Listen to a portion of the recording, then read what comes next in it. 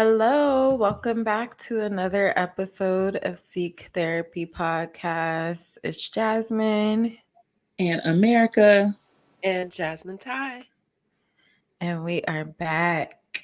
So, how's everyone been this week? What's been our highlight? What's been our challenge? I usually start, so I'm gonna just keep it going, keep it flowing like I'm Alex Toussaint. Yes, Alex. We love AT. Even though sometimes like they do be saying problematic shit. You know, Very it's like the I understand what you're trying to say, what you missing it. Yeah. but it's Missing. just not It's not landing. hitting it. Yeah. Every- I still think about how you were saying that he said, "Now take all of your stuff and give it away." now that you're giving yourself something, go give it all to somebody else. Boy, you crazy. Stop telling me. Immediately now. Right. Voice off.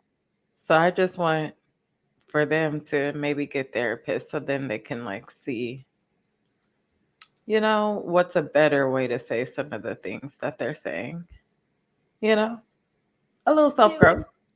Yeah. I wouldn't be but I mad. also, but I also want everybody to get therapy. So there's that. That's why we're here. Right. Period. So my challenge this week was I can't really think of one. On it. Oh, actually, this morning I had heated up my Thai barbecue, and everyone, that's my favorite like little meal, Thai barbecue. Ooh, I heated it up like I was gonna eat it on the way here because we went and stayed at my parents' house. I dropped it Oh on the damn. way out the house. Oh damn. So like all the rice, the shrimp, the Damn. chicken, Ooh. like every last part Ooh. went onto the floor. Ooh. Mm. I Nothing left for the said, container. it was this much rice left. I said, Oh, Oh. this throw it away at this, but somebody else wanted it. I That's why. did. I just threw it away. Yeah. Yeah. Damn. And also, so my parents, they live near USC, which is where I went for my master's degree.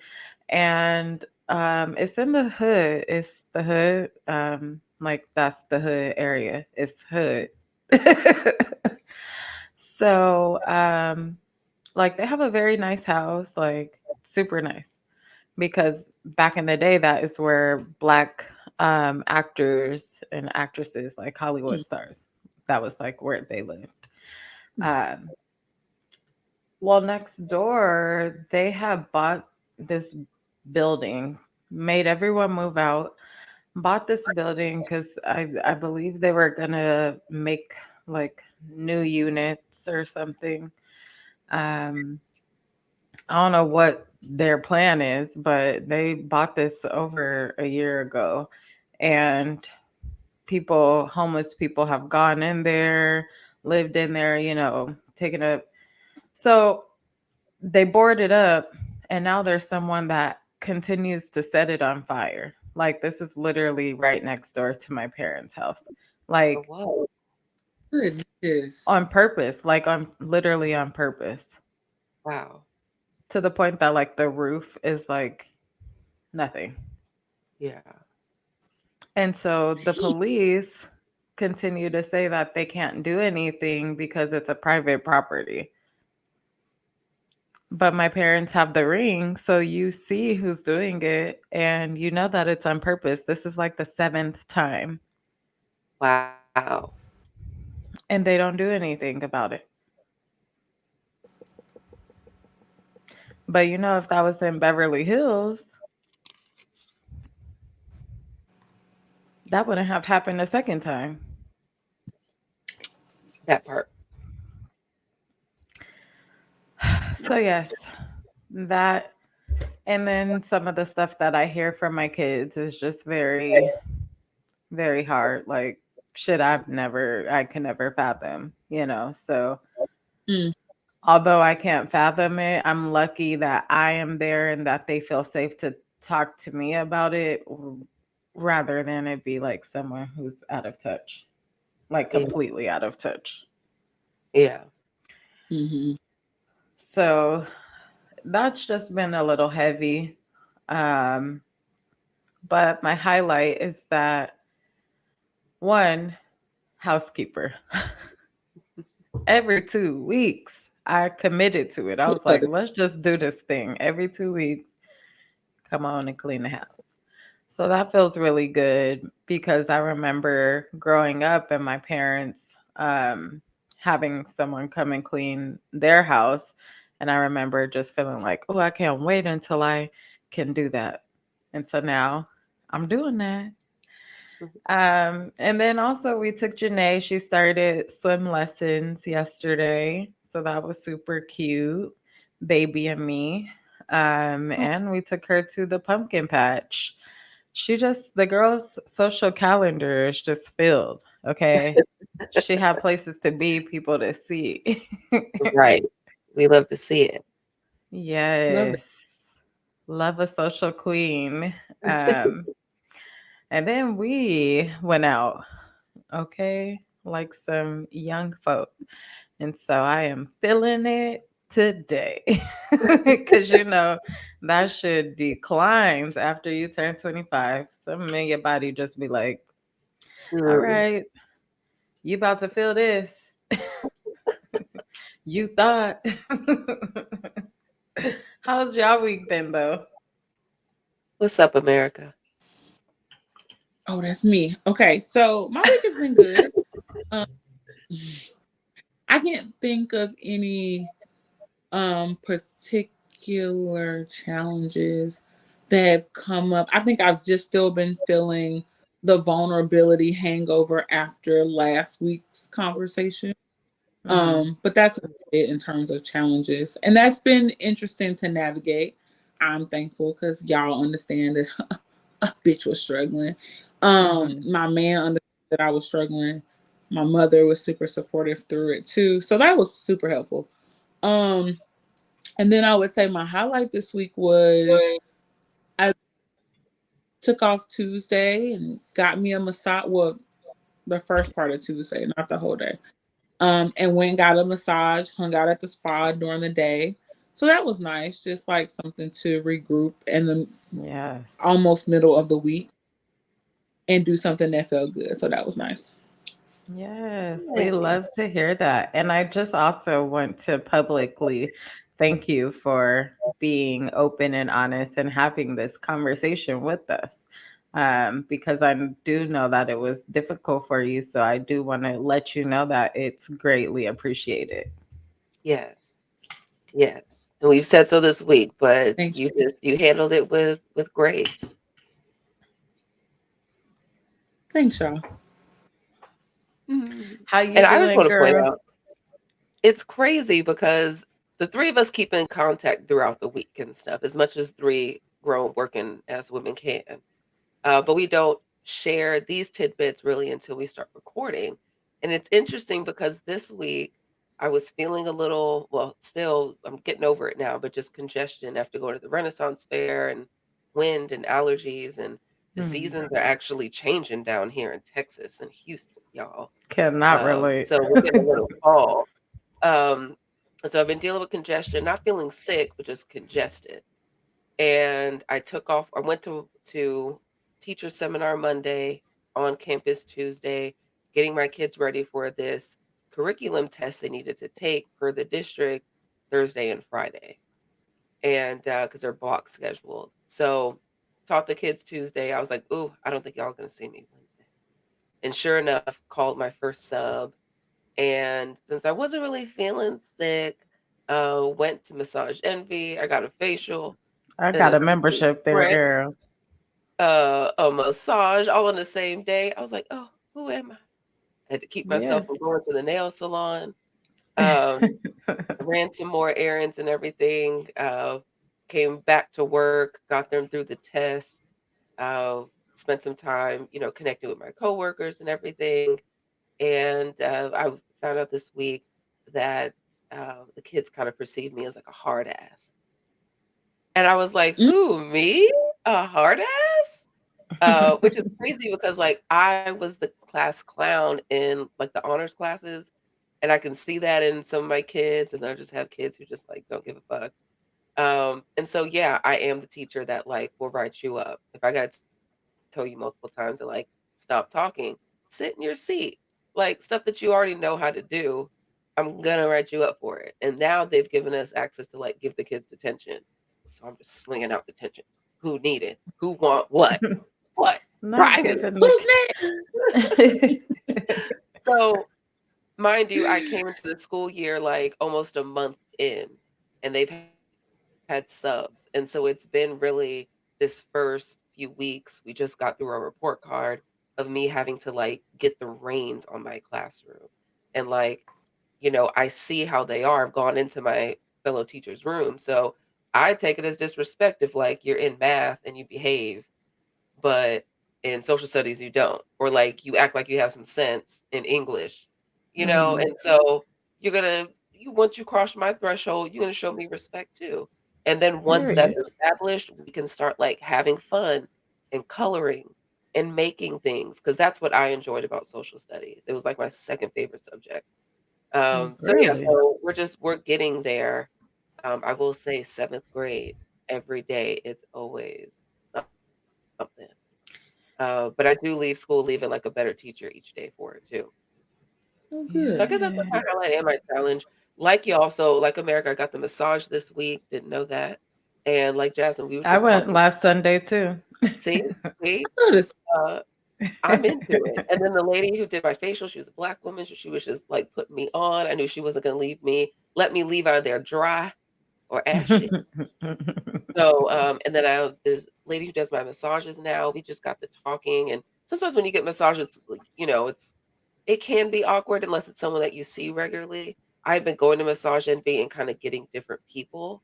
So it was a different experience. But I went Wednesday and like this woman just like gave me a sinus massage just because I mentioned that I had my Mhm. sinuses clogged and everything. And we talked about some personal stuff. It was really good. And so I plan on like going back and seeing her, that being like my regular thing. Not to talk about my business, but just don't mix your physical therapy and your mental therapy, y'all. But it was just good to like have a human connection. This Mhm. month has just been very hard on me. And so Mhm. getting my apartment Mhm. cleaned by a professional on Friday really released some mental space for me also. And so I feel like as October is winding down, I feel like the seasons, things are starting to change for the better. So I told myself I'm gonna um, steadfast and start, taking care of myself more. So I'm glad that also we're having this talk today. Because last week I don't know if I could have really contributed in a positive way. Mm. Hmm. Well, I'm glad that we have, for the most part, had like a good week and have made the intentional choice to give ourselves some joy. Mm-hmm. I love that for us. I know last week I forgot to do new, but y'all know I love to put people on the new things that I'm watching, working out to, listening to, all of that. So Mm-hmm. my new is Smino's album, Love for Rent. It came out on Friday and it has no skips. Who, Smino! baby? Who is that? Okay, This is a sorry. California thing. Oh, he's Yeah, okay. I was he's like, from St. damn, is it just me? He's from St. No. Louis, Okay. actually. All right. And I'm just gonna share the album with you both because, yeah. I just It's a tweeted, look for me.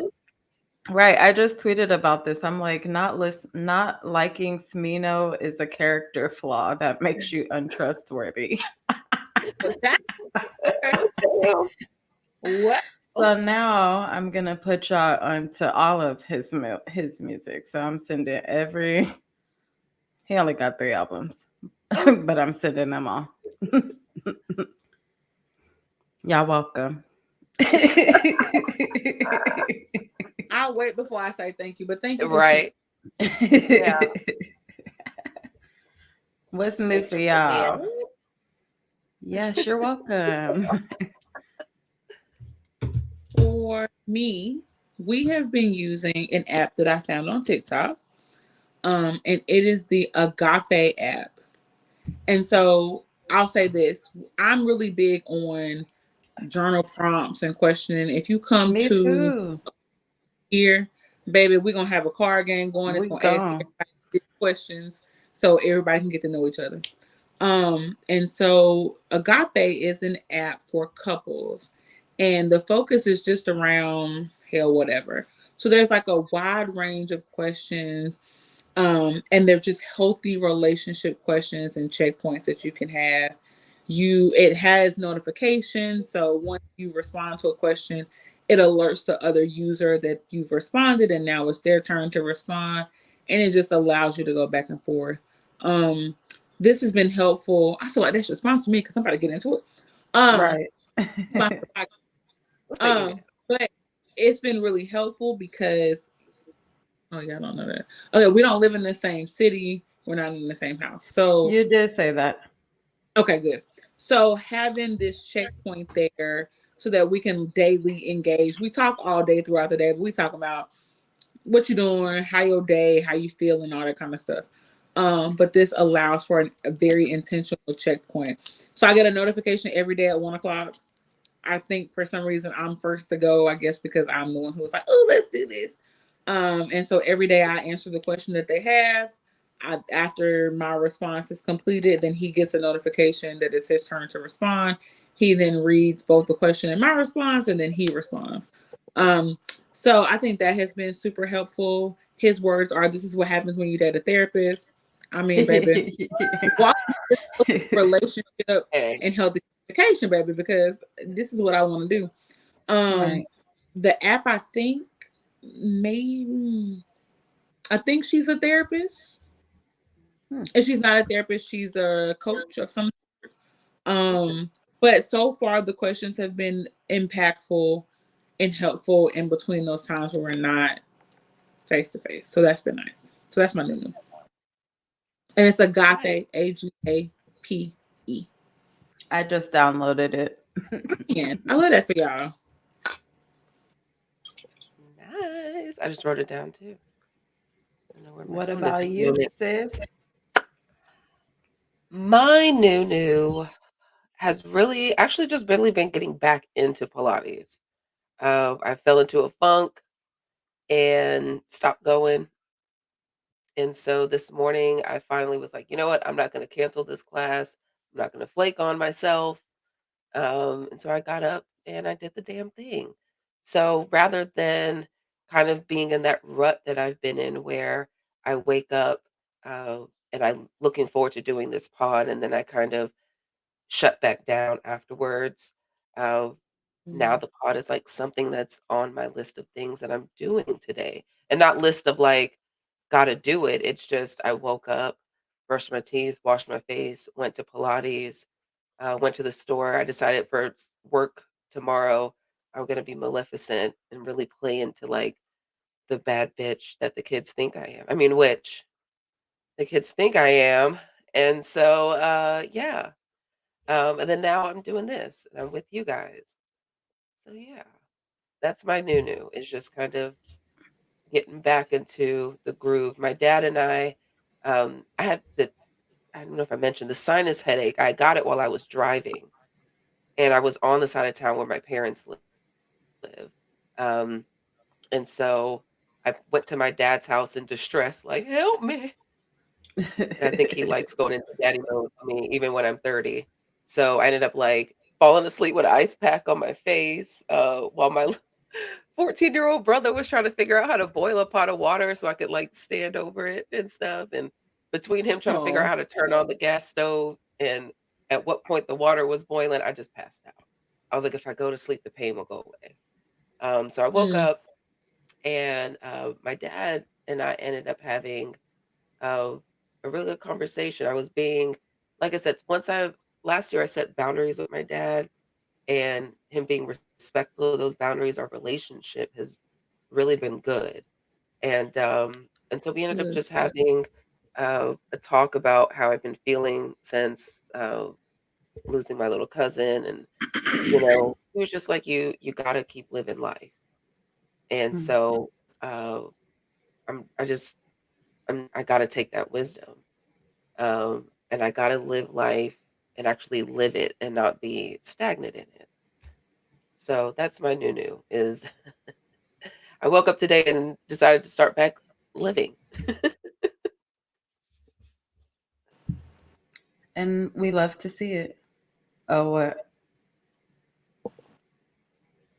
What? Were you gonna say something? I love that. Yeah, I was gonna say I love that for you. And Thank you. I also can see. So I think I might not have said this on the podcast. I might have said this to y'all. I have a lot of like anxiety around death and like what that means and what that looks like. And so you, Jasmine, with the E, when you said like you're making the decision to live again, I think that it just speaks to how cringy. I don't know a better word, but like how cringy it can feel to like just keep moving, right? Yeah, Like just to keep going day to day after you know something tragic has happened to somebody that you love and you care about. And so I just applaud you for making that decision because that's the way that you are going to honor him is by doing what feels good to you, living your life to your absolute fullest. So that's really important. But I can also see how it can like, it you know, hurts. Yeah, yeah. it hurts not.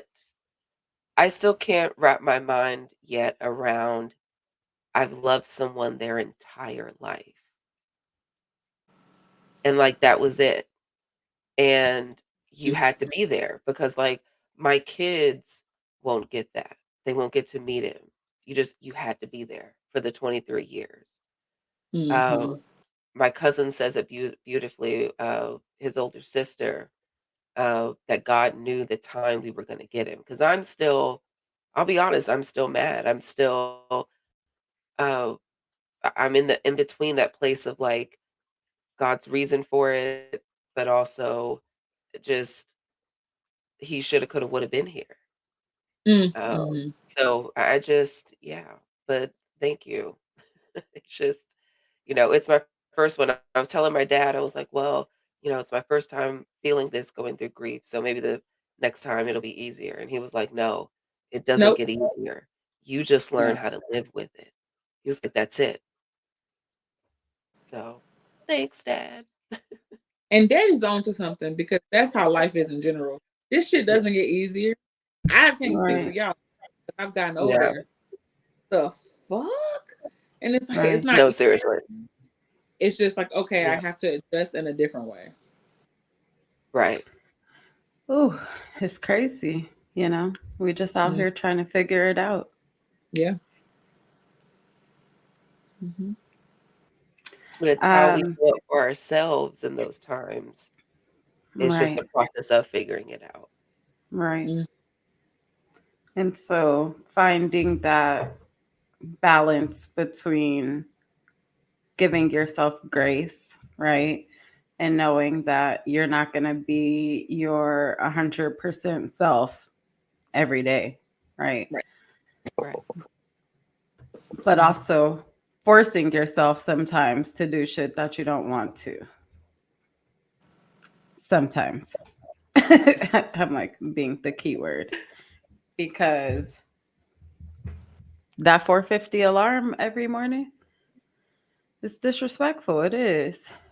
Ooh, Listen, baby, the 3:35 alarm is No, I disrespectful. don't ever want to know what that But is. it'll really make you question life. I swear it will. It damn. will. No one should be 3:30. doing And anything. you on the East Coast. Yeah. I've Hmm. gone to bed at 3:30 AM more times than I've woken up at 3:30 AM. Right. That's why when I be texting, I'm like, sorry, but I've already started the day. Good morning. That's what's That on is my mind. so Yeah. crazy.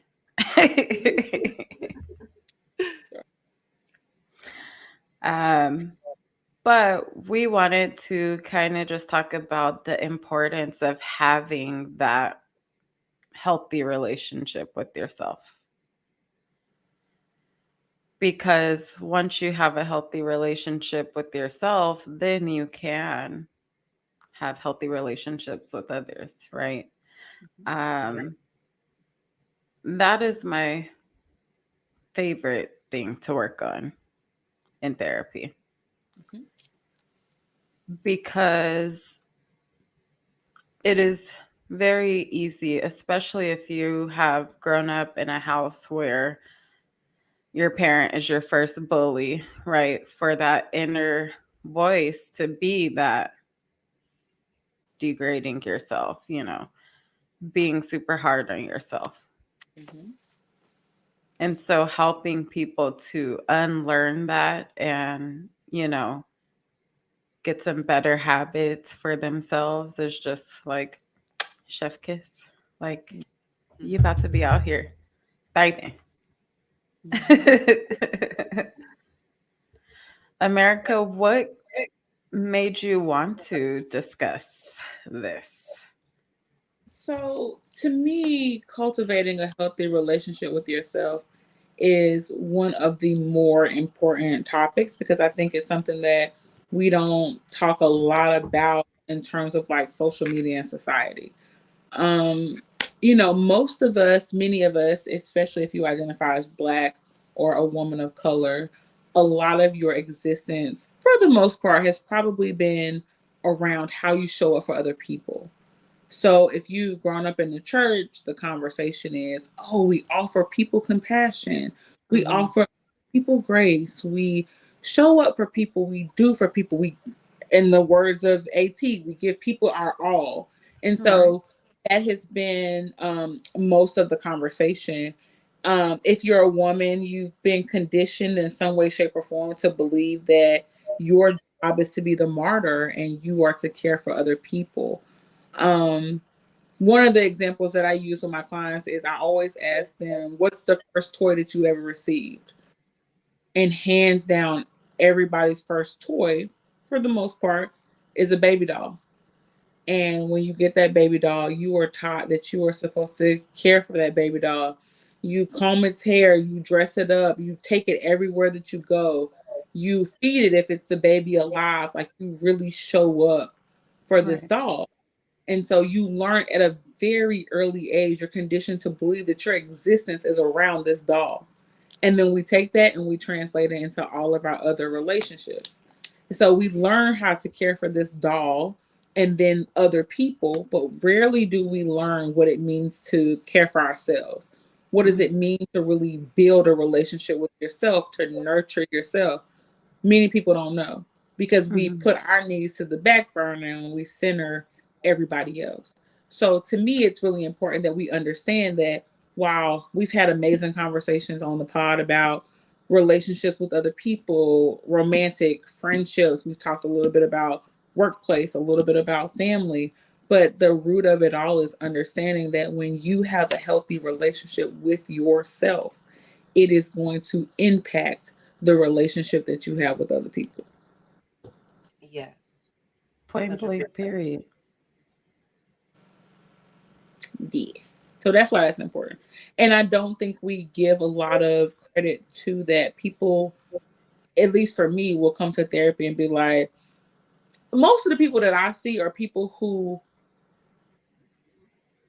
come to therapy and like, yeah, they got their shit. But it's really like there's other people in their lives that like Hmm. that has Impacting them. right, that's impacted them. That's why to this moment and to that point of seeking out therapy. And so just really understanding that like, yeah, those relationships are important, sure. Okay, but also how you feel about yourself. How are you showing up for yourself regularly? Oh, well, I'm making this man's breakfast, dinner, lunch, all of these things. I'm doing all of this. I'm taking care of my house. I'm doing for my kids. Okay, but how much do you do for yourself? you're pouring into other people, but how much of that are you pouring into yourself? Mm-hmm. And how are you speaking to yourself, right? How are you speaking to yourself? Because, baby, what are we doing? Because, right, because we can't say that we want this positive life, want good vibes, right? But whenever you try on something and it doesn't fit, you're tearing yourself down, right? Guess what? Clothes come in various sizes. And so one size is not better than the other.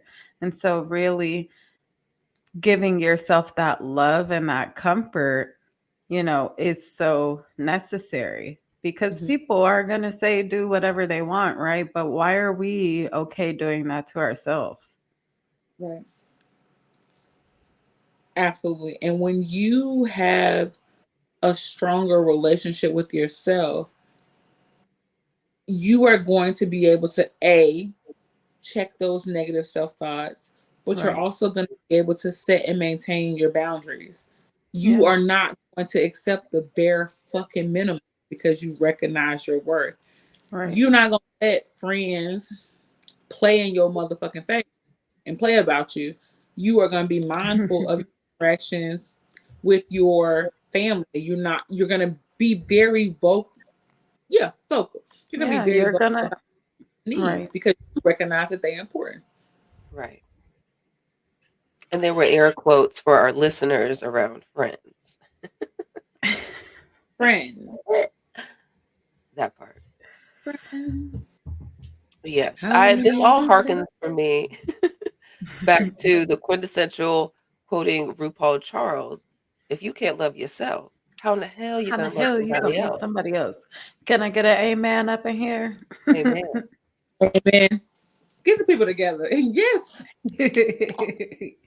How about I had on RuPaul today this morning? I love it.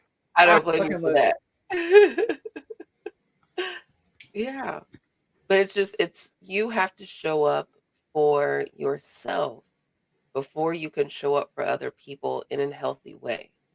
Because eventually we start running ourselves ragged when we Yeah, show up for others and not for ourselves. Uh, when our cup finally depletes, when we are depleted, and we're looking around, it's just you gotta leave some for yourself. You can't let you get too essentially. Keep yeah. gassing yourself. Period. At all times. I always tell like my students, you know, you wouldn't let your phone die. Mm-hmm. So why are you okay with not doing things that make you feel good? Mm-hmm. You're worthy of a good life. Yeah. Mm. Mm-hmm. And sometimes whenever I tell people that, they're like pensive, and I'm Mm-hmm. like, you are. You don't have to do anything for it because you're here and you're a person. You're worthy of a good life. Simply Mm-hmm. because you are here. Yeah. But I think that's what it boils down to is the fact that Right. many people don't believe that they're worthy just because they're here. Because Right. especially if you are black or brown in this country, you traditionally like you believe that in order to gain your worth you have to be working, you have to be doing something, and it's not until you complete all of those tasks that then you deserve to rest or deserve for things to feel good. And the Right. reality is you are worthy as is in this moment, and many of us don't believe that. Yeah. How do you think that thought gets there initially? Like because of society, because of parents saying like you have to be somebody, It definitely starts at home and then it's drilled in by society. reinforced, period. Hmm. I definitely think it's multi-layered. I think Hmm. that if you're black or brown, there's a high probability that well, for many, there's a probability that there's conversations around your grades and your worth in school. And so you learn, like, okay, I have to work harder than Karen, or I have to work harder than Becky. And so, okay, I have to do all of these things. You may not have been praised for that at home. So if you weren't praised for doing well, then you're like, okay, I'm doing these things, but it's still not enough. Mm-hmm. Um, and then you kind of go through life, you're always achieving, and then eventually you're achieving these super high things, but there's no emotion there. You're always searching for this feeling, and Right. then reinforced because the people around you, well, shit, I expect you to do well, I expect you to do this, Right. do this. And so there's not a lot of complimenting, or there's not a lot of praise there. And then I think for the most part, many of us know that society places us in a really funky ass way, especially as a black or brown woman, of like, you are responsible for holding the emotional, the mental, many times physical weight of all the things around you. And you don't get a thank you, you don't get a I love you, you don't get a you're amazing. Like, you just do this shit because you're supposed to. So I think Right. it's reinforced in many different areas of our lives. Yeah. um, when do you think, and I'll also answer this, like, when do you think you saw the value in having a healthy relationship with yourself, or like wanted to start working on that? Um, I can start. When I was in college and I was listening to the last podcast and I was like, I gotta stop saying but it's just like so ingrained. But I'm gonna work on that. Um what You mean when you say after something or before? What do you mean? What do you need to work on? I'm confused. I'm sorry. because because I was listening back to the pod Hmm. and I noticed that I say like or Girl, as fuck I that. You know. think? Go ahead. I'm thinking, right? I'm Yeah. processing and finding the right words. Mhm. Um whatever, fuck it. When I was in college, I was turning 22 and I started working out. So I was still 21.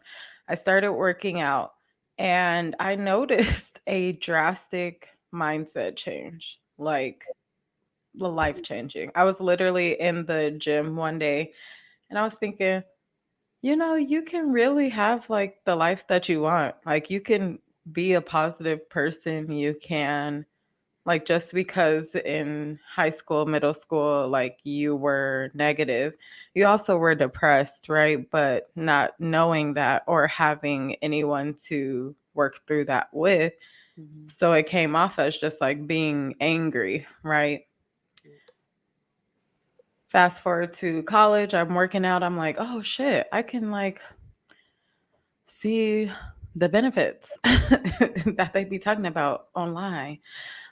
And so I was like, okay, I see so much value in one, working out because I want to live a long life. I want to not have like health complications. Like I just want to be good. Um, but I also want to look good, you know, and I also feel good mentally when I work out and prioritize myself and eat healthier, right?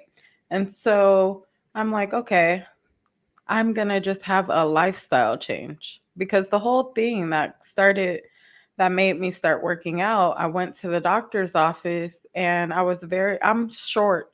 I'm 5 foot. I'm just 5 foot, five of them. And I was like very close to 200 pounds. And um, that same day, I went to my grandma's house.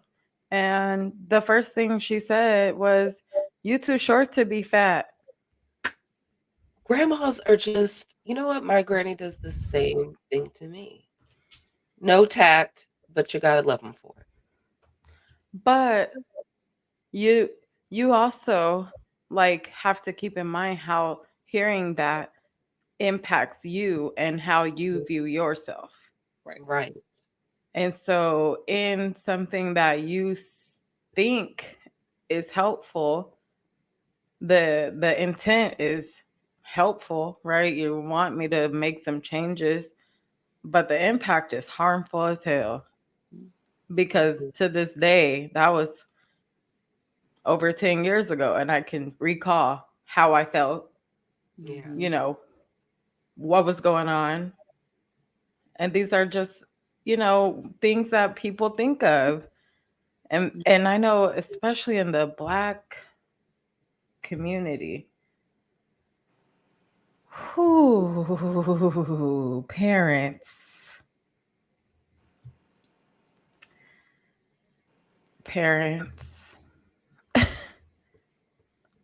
gentle parenting is literally just parenting. Like, this is just how we should be parenting. Yep. Mm-hmm. I am not being a soft parent because I'm giving my child choices. Right. Mm-hmm. I'm encouraging independence and emotional intelligence. Mm-hmm. But I know, like, I have family members, my dad, when my little brother was a baby, a fucking baby, babies cry. My dad's screaming, like, get him to shut up. Like, all of this impacts how we view ourselves Mm. and the relationship that we have, right, with ourselves. And so a lot of people come and they're like, oh, my mom has never done this, done that, done this, done that. And it's like so hard to show them that that even though that was their choice in how they raised you, like, you get to decide how you love yourself, Mm-hmm. and that it doesn't matter how other people choose to show their love. I mean, it does matter, right? But you don't need that to Or find value in yourself, right, you because know? let that impact how you view yourself. Right. Mm-hmm. I'm like, I'm gonna walk through it. It's gonna happen. I'm gonna get the point across. Your comment though about your dad in that situation, I think, speaks to many of us heard a couple of different phrases, and one of them being "big girls don't cry" or "boys don't cry." Boys And don't so, cry. right, like, you're a big girl, it's okay. Big girls don't cry.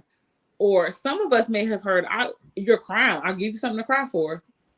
And Mm. so, ooh, everybody turned their head. Right, Okay, because was it because the first? parent, That never made sense to me. I'll give you something to cry about as you're giving me a whooping with a like, belt. I'm Motherfucker, motherfucking crying. Like, my I'm like, feelings are hurt, and so now you're gonna hit me because I'm fucking showing you that my feelings are hurt. which Please help me. in the reality Yeah. is, as a parent, they don't know what the fuck to do. And so their thought is, oh, I'm going to coerce you, or I'm going to place fear on you for feeling your fucking feelings because your Feelings. feelings make me uncomfortable. Right. What to do? Because Right. my parents parented me that way. Exactly. Same. Mm-hmm. Mm-hmm. Same. But many of us heard that. So you grow up thinking, okay, big girls don't cry. Okay, so as a black woman, I can't cry. Bitch, I got shit to do. I'm a grown ass woman. I can't be out here crying. So like, I'm gonna take my feelings, I'm gonna tuck them, and I'm gonna keep it the fuck moving. Okay, Mm, and then all of a sudden at 30 fucking two, right. I start having fucking panic attacks and not knowing what the fuck is going on and trying to figure out this tightness in my chest and bitch, I can't go to sleep. What's happening? Oh, because for 32 fucking years I've been told that my feelings don't really matter or Right. that I'm supposed to tuck them bitches and keep it fucking pushing. Right. Yeah. Yeah. Mm, And that's I, gonna impact the relationship with yourself at 100%. a hundred Because you're percent. you're thinking that your feelings don't matter or they're not valid. Right. Right. And that's why I always make sure to tell my students and anyone, honestly, that your feelings are valid. I'm never going to invalidate your feelings. I'm No. never going to question them. Like, You cannot argue feelings. If No. that is how you feel, I am sorry. Right. Mm-hmm. But that is something that their parents not doing. No. Mm-mm. Yeah. And so it once again plays into this your feelings don't matter. Mm-hmm. Which we did, I Parents. think, sometimes take that if my feelings don't matter, I must not matter. Mm, there it is. Like, oh, I'm There it feeling is. sad. Well, they told me that big girls don't cry, or big boys don't cry, or whatever bullshit they taught me. Okay, so in this moment, I'm feeling this discomfort because I'm having all these emotions come up. I Right. don't know what to do with them. It don't matter. It's fine. So then it turns into like, oh, my emotions don't matter. Well, bitch, I don't matter either. It's cool. Right. But I do know that I feel these more comfortable emotions when I do for other people. When Mm-hmm. I saying yes when I really want to say hell the fuck no. Like I Right. get some joy then. So okay, I'll focus on those things. And then next thing you know, your ass is on the back burner and everybody else is front and center. Right. Yeah. And you still low key depressed High and key. a lot of anxiety because that ain't the answer either. Right. Yeah. Yeah. Mm-mm. For me, I was raised primarily uh, with my dad. He had primary custody of me growing up. And so he, being active duty military, again, now I understand going through my graduate program and my specialization being military families and cultures. I now understand that stress, that impact, the statistics behind what I was experiencing as a child. But I was ultimately taught or raised, disciplined with fear Mm-hmm. Mm-hmm. and taught to minimize myself very much. I Yep. mean, Mm-hmm. Southern values, right? Children are to be seen, not heard. Do as I say. But then the older you get, you realize that do as I say, not it's really do as I say, not as I do. Right. Or if I'm getting whoopings or grounded for like lying or being somewhere I'm not supposed to be or things like that. But I mean, I'm seeing those same things modeled for me. You know what I mean? Mm-hmm. So it's for me, it was when I got out on my own, when I finished college. Uh, for me, undergrad, it was like I went through like a different trauma every year. I have like a crazy Mm-hmm. Mm. story to tell for each of the years I was there. And it was the first time I was out of my dad's house, but yet he still kept a reign of terror on me, not terror, I'm sorry, fear on me of, even though you're not in my house, my rules still apply there. Mm. I'm paying for this. Fuck Where that rule. Which you know what I mean? But it was still that element, right? It was the element of like Right. I could pop up on you at any time, Mm. even though I was 2 hours away, So Oh. it was just that Damn. it was always there. Mm-hmm. Um, and so it wasn't until I graduated, I decided my dad and my stepmom had divorced um, going into my senior year. And so I was 18. And it was at that really time that it was just a weird time. And I decided when I graduated at 22, I didn't want to move back home and it really only be me and my dad and just all the other shit around that. So I moved to Austin, got a job. I walked the stage on a Saturday and I started my grown up job on a Monday. Damn. And kept it moving, like, moved in with my cat and, like, some stuff that my family had put together for furniture for me for my apartment, and that was the time that it was fun, I was growing, but that is, for me, when the work started. It was realizing Mm-hmm. that all these things that I had been carrying with me, I was finally alone. There was no abusive boyfriend. There was no abusive roommates or terrible friends or just distractions. I was finally in a space, in my own space. And I had to look in the mirror and start peeling back these walls that I had built to protect myself. Um, and at the same time, I was still building walls up, trying to prevent bad things from happening. Mm-hmm. And I think in a lot of ways in my 20s, ultimately the walls won. Over the years, as I like got older, I just started falling back behind them because you know what?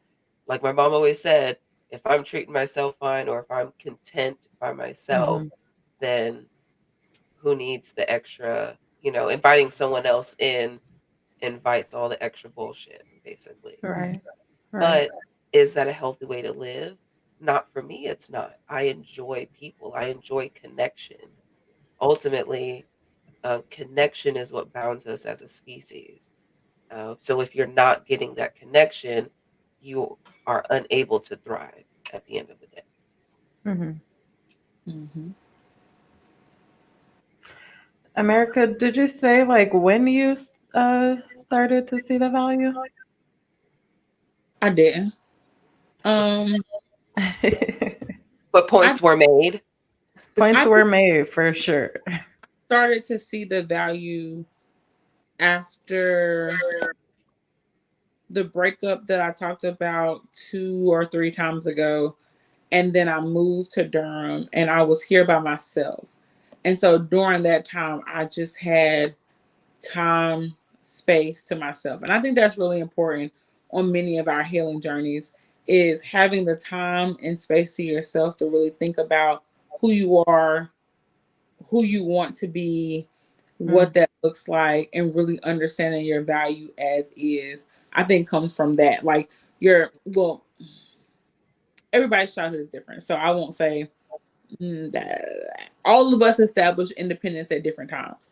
So this wasn't my first time being independent, but I think this was my first time being by myself, and those are two different things. And so in that moment, not only was I independent, but I'm by myself with nothing the fuck else to do. And so I spent a lot of time figuring out, okay, who am I? Why am I this way? What does this mean? mhm, Who do I want to be? And mhm, I think that at that time, a lot of what I focused on was the things that I didn't like. So it was a lot of mm, based awareness, right? Like it was like, oh, mhm, I don't like this. I don't like that. I need to change this. I need to fix this. I need to fix that. I need to do this. And so I don't think that I recognized my value at that time because I was so focused on what I needed to change. But then I was mm, feel like once I leaned into the things of that I wanted to change, then I started to be like, okay, wait a second. I want to change this thing, but also, bitch, I'm dope right now.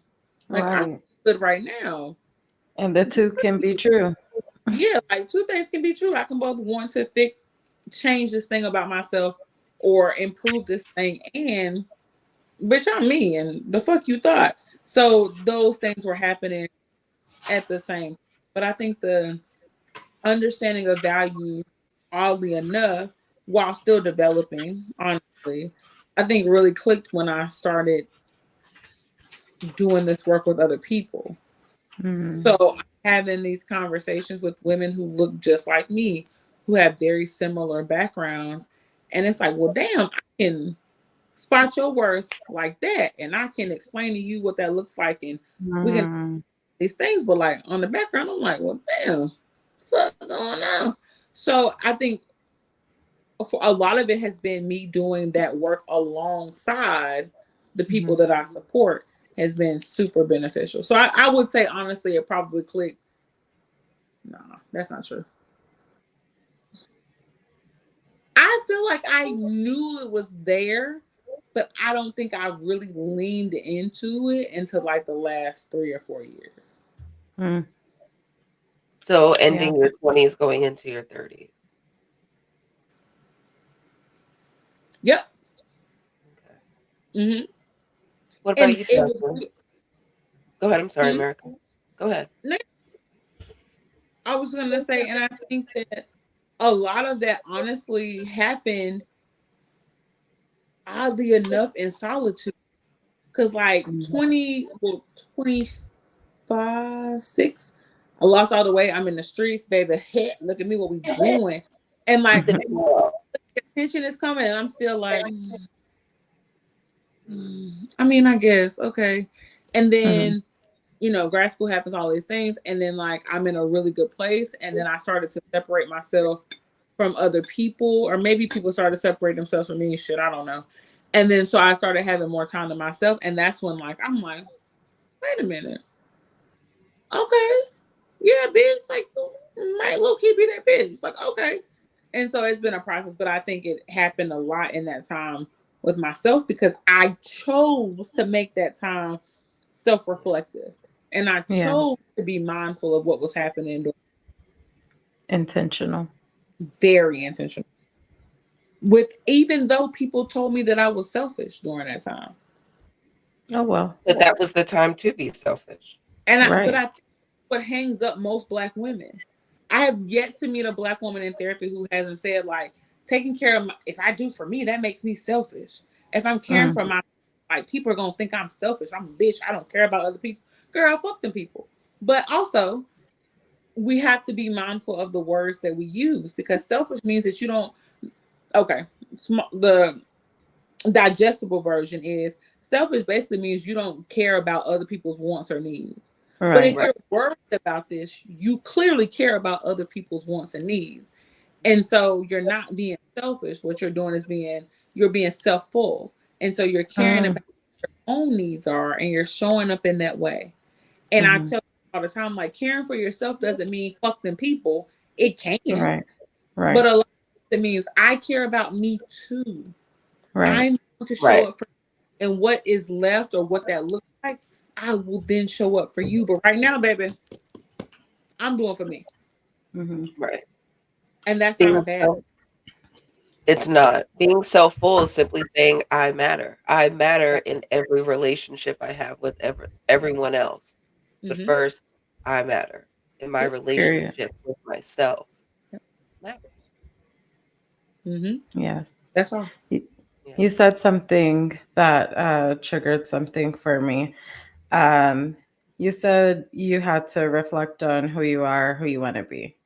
Yeah. And I have this activity, shout out to my late supervisor, Karen, who gave this to me. But it's the self perception activity. Mm-hmm. And you literally like fold a paper like this, and you have your clients right at the top. But you have to do it like one at a time. You don't Mm-hmm. want them to look over. So the first one is going to be what I think about myself. And I always tell Mm-hmm. people, whatever, bullet points, sentences, pictures, whatever. Mm-hmm. Just write about it. In the middle, what others think about me. Yep. Whenever I say that, I'm like, what have you heard? What have people told you? How would your best friend, how would your mom, how would these people like describe you? Mm-hmm. And then on the last one, you put what I want others to think about me. Mm-hmm. In other words, who do I want to be? How do I want to be known? And so I love to do that activity in the beginning of therapy, just so I can see like how you view yourself and how you want to view yourself. And Mm-hmm. so making sure that we are working towards that and that our actions are in alignment with what we say we want. Mm-hmm. So y'all can do that activity because it's a good one. I mean, y'all too, but I'm telling the people that they could do the activity because it's helpful to just kind of look at what you think about yourself. Sometimes sometimes when I do intakes with people, I'm like, "What's your strengths?" And it's hard to find a strength. Mm. This will help you to think about it. People don't think about themselves. And so Mm-hmm. that's the first step Mm-hmm. in cultivating this healthy relationship with yourself. Think about yourself. Show Mm-hmm. yourself consideration. Consider yourself. And consider yourself with compassion, Yes. not Yes. considering yourself with this shameful awareness. So I Right. need to fix this. This is what's wrong with me. People don't think anything good about me. I don't think anything good about myself. And the reality is, well, baby, if we're gonna stick in it's a shame. That's why you've been stuck to this in this point for as long as Right. you can. Because shameful awareness does not it's not the same as loving awareness. Loving Right. awareness allows us to be aware of who we are and we can be compassionate. Baby, sometimes I do some toxic shit, but I do these toxic things because I've learned them as a means of survival. I've been doing Right. the best that I can, and right now Right. I'm choosing to do something the fuck different. Like Right. that's awareness versus I gotta change this and I'm that and I'm bad and I'm not Mhm. not all of these things. And so part of that too is like, okay, what does it look like to offer yourself when you identify these things about you? What does it look like to do so with compassion, without, Right. because you can offer yourself accountability and you Mhm. can be responsible for your actions without being so damn critical. Right. Right. Um, how do we suggest people start building this healthy relationship with themselves? For me, I started journaling. That was the first thing that I did when I started on this journey. And like America said, for me, it was also coming out of trauma and all this and out of the distraction. So now I'm alone. It's who do I want to be? What do I want to put into the world? Who am I? Mhm. What type of woman am I? It was really, for me, I framed it around coming into my womanhood and what that Mm. looked like. Mhm. And that's how my journey to independence started, and self healing. So, journaling and then being reflective on those journals. So, when I was having a bad day or a low moment, being able to go back to like an old journal and Mm, read of where I was, it showed me that there was already some growth. Even though I didn't Yeah. feel like it was, I saw in my own handwriting things that I have written down or wanted to feel, wanted to cultivate, wanted in my life. I was able to, at short moments, even build on things. Mhm. That saying of, I have now what I've prayed for. That exercise of journaling and then reflecting back on those journals uh, gave me those spaces to know that I was growing at some capacity. And I want to just touch on that really quick because a lot of my clients will be like, "Oh, like, yeah, I see some progress, but I want like more." And I'm like, "Okay, let's just revisit this because this time last year you would have done this, right? But you responded to this differently." That is a huge amount of progress. And hmm so you really have to stop looking at this whole picture, right? And expecting to just completely change yourself overnight. Mhm. Start praising yourself for the changes that you do make and recognizing them. My therapist tells me all the time, she's like, "How do you feel about that? Like, like, you're really doing the work?" And I'm like, Yeah, I guess, you know, but yes, I'm doing that shit, you know? And so it's okay to be proud of yourself for doing things differently and not falling into those same habits that kept you stuck. Yeah. Journaling is so important. And, I will journal and take a picture of it and read it in my session with my therapist because that's how deep hmm we are, you know? Um, because I noticed that I am very like just aware, just processing things, right? And making discoveries and stuff like that. And so journaling has been key in my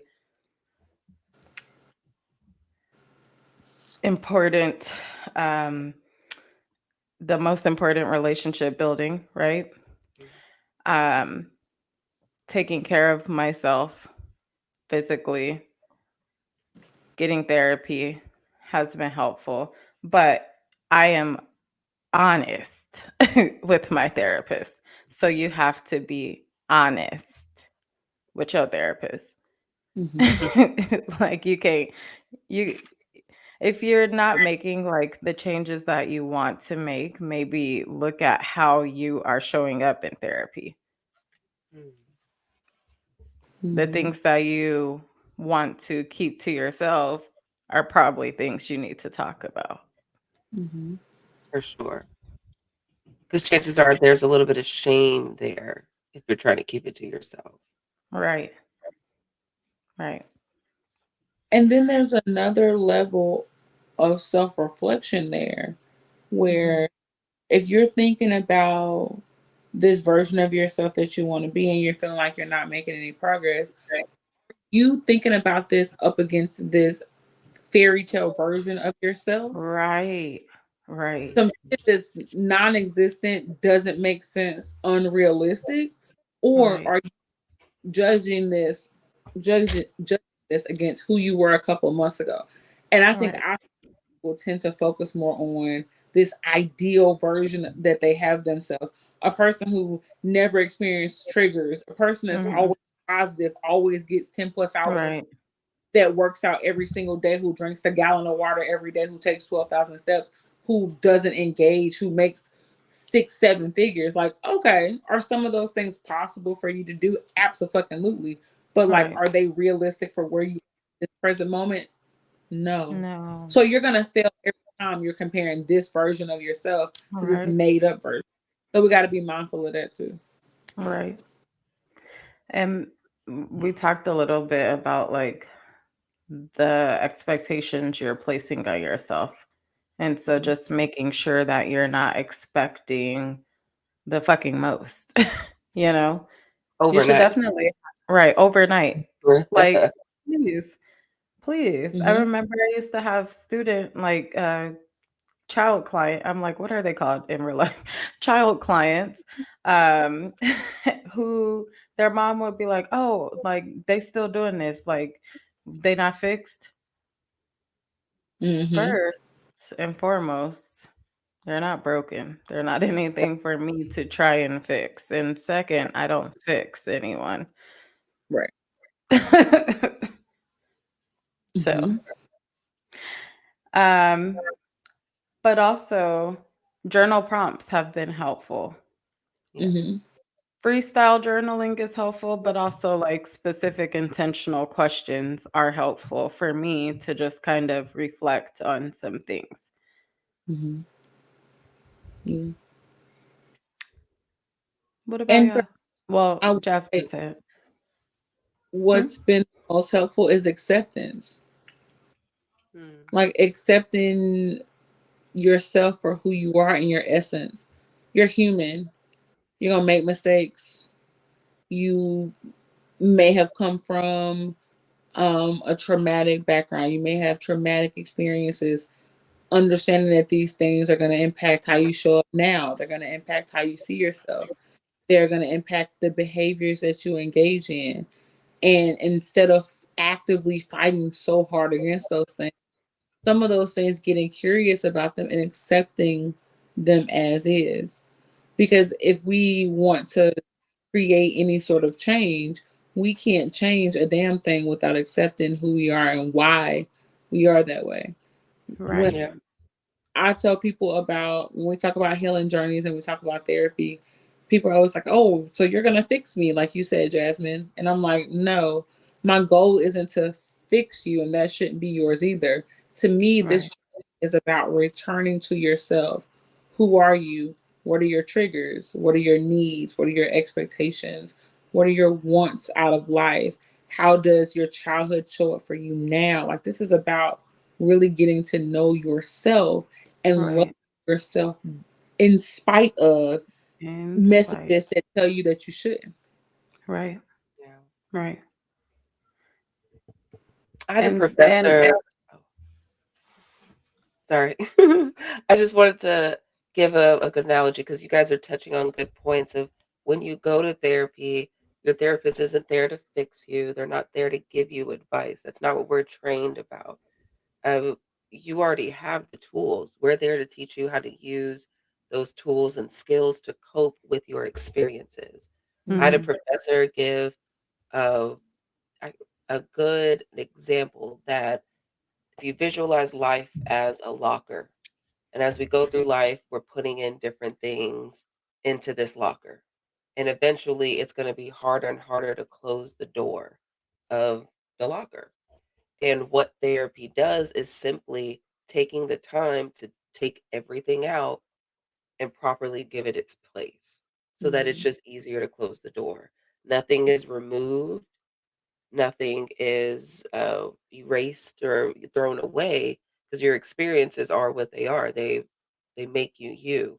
It's just a matter of organizing everything and giving you a chance to close it smoothly. Mm-hmm. I love that. Definitely. Um, you had said something, America, but I forgot. I forgot what I was gonna say to it. Um, but I do want to just kind of talk about the importance of prioritizing yourself in all of this. My younger sister, I'm not going to say her age, but she's early 20s, and she is, she is my wildest dream because she is setting boundaries with people, with family, for herself. Like she is standing firm in them and saying like, no, I am being self-full. I feel overwhelmed when I am giving myself to everyone and everyone has all these expectations of me. You know what the fuck I was doing at 22? Oh, well, that's when I started. But I wasn't doing boundaries. I was, Mhm. you know. So I just want to talk about how important it is to really not give a fuck about, kind of how people perceive you when you are saying, like, hey, no, I have to do this for myself. Hey, no, I will not be there because I don't feel comfortable going there because it's hard. And I want to say this, you might give a fuck about what people have to say, and you might give a fuck about other people's opinion because your sister is how people describe me. I am the, I don't, America don't give a fuck. America gonna set a boundary. America gonna say, fuck you. Da, da, da. No, I do care. Yeah. I absolutely care. Right. Ugh. Blech. Okay, I care. And I care that I might be hurting your feelings. I care Mhm. that me telling you no, I can't spend time with you today, or I'm not going to answer the phone because you're talking about shit that I can't hear about. Like, I do have feelings around that. And Right. even with those feelings, I am still choosing to think about what it is that I need in that moment. And Right. Mhm. people's boundaries fucked up at. Oh, well, I don't want to do it because I feel bad and I'm gonna hurt people's feelings. Okay. Okay. Sometimes that's what it means. It doesn't mean that you're doing for yourself, it's automatically gonna feel good. A lot of times Right. Right. for yourself is it feels icky as Hard. fuck. Yeah. It It's does. Unlearning feels icky as fuck. yeah, Yeah. it's Yeah. gross. It Yeah. is. I Especially was when you're back around because we don't have no boundaries in our family chat. We all Right. the And it's same. painful. Yeah. Like growing pains. It's painful. It's physically painful when you're growing as a teenager, but as an adult, it's emotionally painful. Absolutely. Because it feels like you're detaching yourself from all these things that these wonderful people in your life that do love you. right. It's just unfortunately a lot of times in our culture it's all just generational trauma at the end of the Mm-hmm. day is how we Right. show love, how we can show up. Yeah. Mhm. I have a quick question. Are all three of us the oldest daughters in our family? Yes. Okay. Immediately, That has yes. a lot, Mhm. yes. So that has a lot to do with it too. It took me a Yeah. long time to Mhm. realize that, and it was kind of earth shattering a little bit when I realized that my mom and my dad were not these all knowing individuals, Right. that they were flawed, that he's a flawed man, she's a flawed woman. And at the end of the day, even in their mid 50s, they're still just trying to figure it out. Right. They do not have all the answers, just like Sway. Still doesn't have the answers as far as I'm concerned. So just realizing that and being the firstborn, a lot of times my parents are 22 when they had me. and their relationship was dysfunctional. So it was very much of them trying to grow up, trying to figure it out, and raise a kid, and while they're Mhm. still being dramatic over stuff, you know. So we've And talked in the past how I've had to, while right, they're also growing up too, because your exactly, brain is right. not fully No, developed. no, none of us know what the fuck we were doing at 22. You know what I mean? I couldn't imagine raising a baby with the guy that I was dating at that age. Heart never. Ew, ew.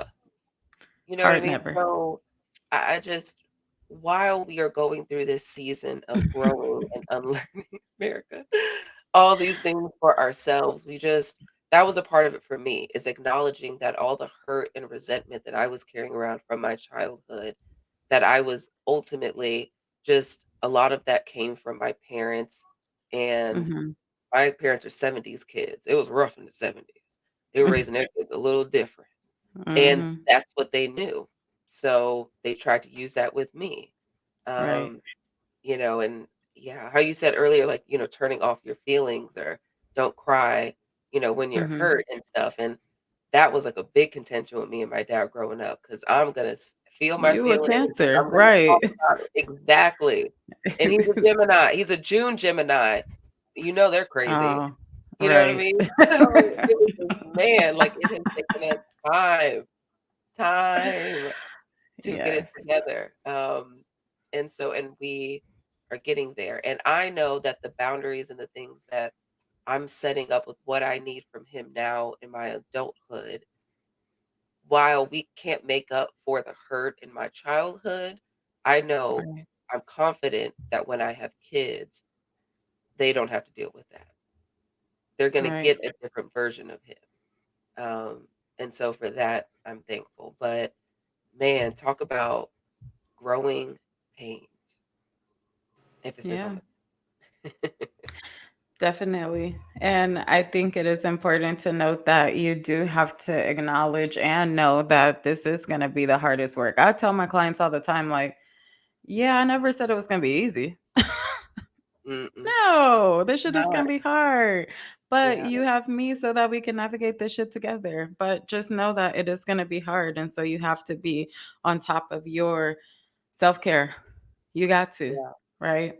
Because that's the only way you're going to be able to make it through. So know that yes, you're doing some hard shit, but like Jess Sims says, you can do hard shit. You can. Um, and so keep that in mind as you are starting this, but know that this is the best work that you're ever gonna do.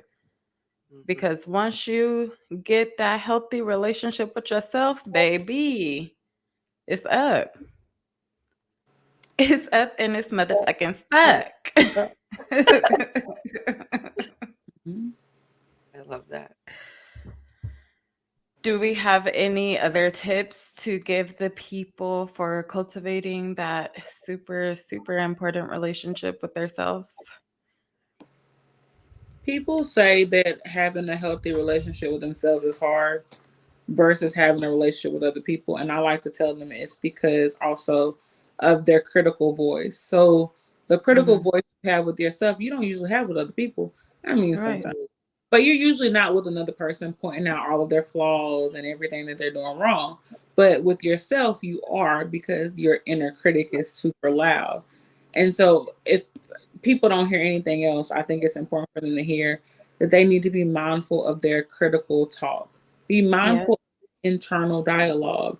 When you're hearing the thought that you're not good enough, you're not pretty enough, you're not smart enough, you can't do this, you can't do that, take a moment to challenge that shit. We think Yes. that everything we believe is the truth, and baby, it's not. It's It's some. not.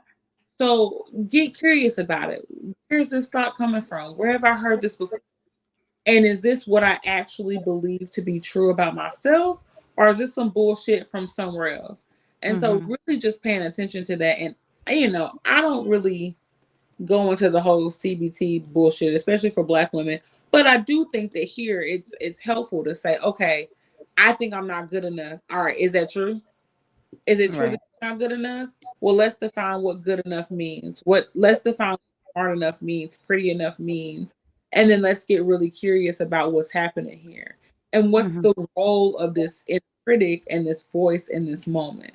And when we Right. start to not ignore that voice, or I'm trying to be toxic positivity and I'm gonna make myself believe good shit, that's a waste of your Please. fucking Right. life. Right. Like, stop that. Like, this is not a positive vibes only. Bitch, you're human. We are You going to are. have negative thoughts, survive. But Right. like, let's get clear on what's happening and let's Mhm. get curious about if it's true or not. And then we can Right. move forward from there. Right. And I always tell my clients when they are talking about that, I'm like, okay, so let's figure this out because your body, your mind, it cannot tell if you're being truthful, if you're just saying something just to say something, or if you really believe it. So, guess what? Everything you tell yourself, your body is like, okay, so we are dumb, we're stupid, Mhm. this. Mhm. So, imagine if you do that, but with positive things. So, I am worthy, I am enough, I am worthy of a good life, I'm worthy of mutual relationships. You can do that. Right. Just like you tell yourself you're funny, and then your ass be laughing at your own fucking jokes by yourself. Oh shit. Jasmine, you are dead ass funny. After a while, you start believing that shit. You do. You do. And so that's why we about these positive affirmations, honey. We gonna affirm some positive shit to ourselves. And America, what? You don't like the positive affirmations? So, positive affirmations is why I'm still here. So, no, Period. I started getting positive in high school. I had an English and AP English teacher, and she had affirmations all on her wall. At the end of the semester, she gave them to me. They were in my college room. Like, I'm an affirmation queen. I However, love it. yeah, she was a white woman, but she believed so much in y'all. She I believes so love much. it. Shout out to Meredith, all the AP English teachers or honors English teachers out there. Meredith, I hope you're well. I can't remember your last name, but I remember your first name was Meredith, and I really just hope you're fucking well. Um, but one thing, Meredith, I think, but affirmations aside, they don't have to necessarily be positive because a lot of people are so deep down in it that, like, if we go, Right. I ain't shit to I'm worthy of all things, they're gonna be like, Right. you're not gonna believe. Mm, So, Mhm. okay, right. what's Yeah. closer to the truth? True. What's Yeah. closer That is to right now? And it might not be the most positive thing, but it's right. where you are, so you can start to practice that thing instead of Right. the complete opposite. Going from 0 to 1,000. Yeah. That's a good point. Mm. So, just affirmations. Mm-hmm. We found Meredith's name. Meredith, where are you? Sorry, Come through Facebook.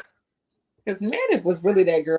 The dude I was with at the time, she was like, "Baby, white lady." That ain't the one. She said, "Baby, that ain't." And if That you ain't think it's the one, you really gonna fuck up your life and your existence. So I would encourage you to not do that.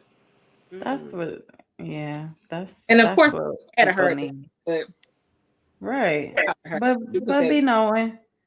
She be knowing. Meredith, Yeah. you know it. Shout out to Meredith. It has been a minute since we've done a commitment. Oh, Mhm. Been a minute since we kicked it. Do y'all want to do a commitment? Yeah, let's do it. I am going to, because I really, when I tell y'all that the water has been piss poor prior to this past 2 weeks, I mean, piss po to the flow. So I am focusing on drinking 4 of these a day, which is, I think, a gallon. Close enough to it. Yes, but I really have to do better because it's not cute being dehydrated. Mm. For me, I'm going to commit to the 2 Pilates classes I've already put on my schedule. And I want to I want to start and finish a book. I haven't read a book since my cousin passed away, and that was something I was doing as like my New Year's thing. So I Mhm. want to pick up and finish a book November, December, finish out the year strong. Yes. Come on, reading queens.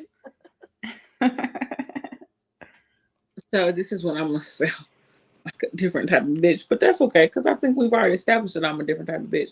So I'm And committing to allowing myself to experience more joy. mm, Yeah, I stick with joy. I was gonna say something else. And what's Experience. that something else? You can't do that. I was gonna say experiencing more joy and pleasure because sometimes I knew it was pleasure. Period. I know you Period. Do it. Do because it. I will purposely block life because bitch, I got shit to do, or I got work to do, or I got things that need to be done. And You you better say fuck that because life is short and I'm gonna do what's needed. right, exactly. And you better bust it open. Well, I mean, Ew. I all know that's mm, right. I'm so- One day we're gonna talk about sex. Baby. talk about sex next week. Ooh. And can. Let's talk about sex, babe. I'm also going to add to my commitment because I had gotten away from lifting weights. I had just been doing like the bike boot camps, but I realized that I missed that. And so I've been trying to do like 2 or 3 days of lifting weights. And then I'll do like a bike boot camp. But I feel like I need that specific time to just like lift weights. It's very different than just like on the bike, then oh let me do like 10 minutes and then I want to just really get it. What? So then I'll add to my commitment too. I've only no, not only, primarily been focused on weights and then like doing cardio. I think last week I did well, I walk the dog every day, 4 times a day because baby got a lot of energy. But That counts. cardio specifically designated for myself, probably 4 or maybe 4 times last week. So I'm committed to upping that this week as well. I Yeah. love this for it's us. it's all the vibes for me. Okay, we are all doing shit that we need to do for ourselves, Mm-hmm. so y'all do something for yourselves too. Okay, Baby, and baby. but don't be toxic. Okay. You, I, Toxic. just be responsible. you know because you so shit. We've been there. Yeah. Okay. Well, this was once again a great episode. Love it Yeah. here. I love it here. I hope that you all got something from this that you can use to really get into that healthy relationship with yourself. And just keep in mind that you can drink 2 gallons of water. You can do Pilates 7 times a week. You can do CrossFit 17 times a week, right? But if you're ignoring the things going on in your head and in your heart, then you're still not truly healthy. So go on ahead and seek therapy. Cause shit. Why not? Why the fuck not? Real out here. Bye. Bye.